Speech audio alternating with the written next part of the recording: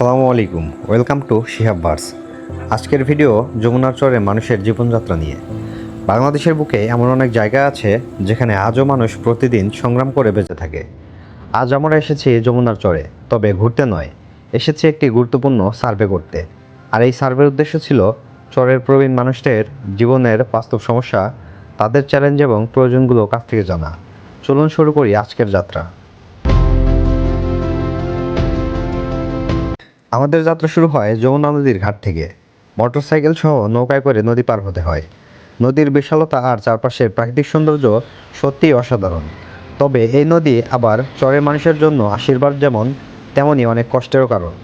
আমার সঙ্গে ছিলেন আমার একজন পরিচিত বড় ভাই তানভীর আহমেদ পুলক, যিনি ঢাকা বিশ্ববিদ্যালয়ে পড়াশোনা করেন। এটি ছিল তার একাডেমিক গবেষণার অংশ। আমরা তার সার্ভের জন্য তথ্য সংগ্রহ করতে চরের উদ্দেশ্যে রওনা দিই।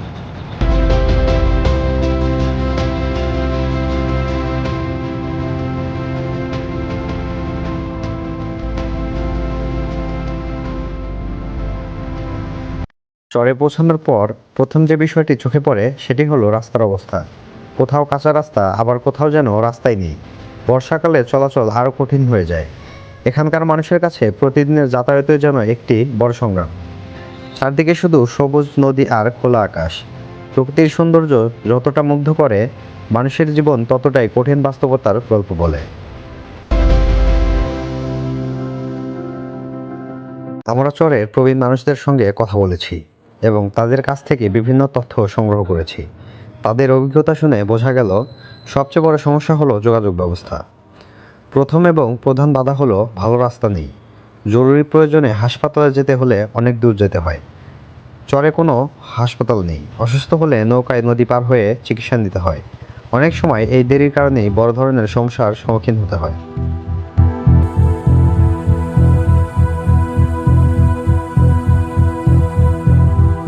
শিক্ষার সুযোগও এখানে সীমিত।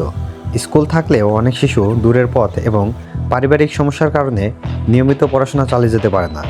ফলে শিক্ষার হার তুলনামূলকভাবে অনেক কম।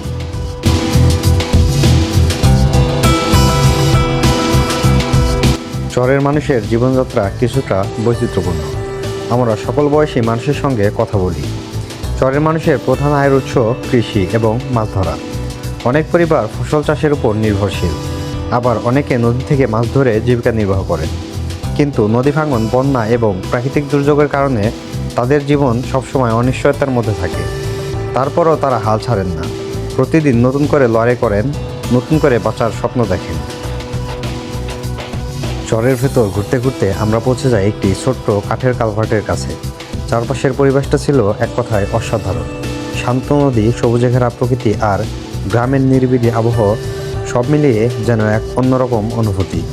এখানে কেউ পাটের আশ ছাড়াচ্ছিলেন, কেউ নদীর পানিতে গোসল করছিলেন, আবার কেউ দৈনন্দিন কাজ নিয়ে ব্যস্ত ছিলেন। শহরের কোলাহল থেকে অনেক দূরে প্রকৃতির সঙ্গে মিশে থাকা এই সাধারণ জীবনযাত্রা সত্যি মন ছুঁয়ে যাওয়ার মতো। চারপাশের সৌন্দর্য উপভোগ করতে করতে আমরা ধীরে ধীরে চলে আসি নদীর ঘাটে। এরপর নৌকার জন্য কিছুক্ষণ অপেক্ষা করি।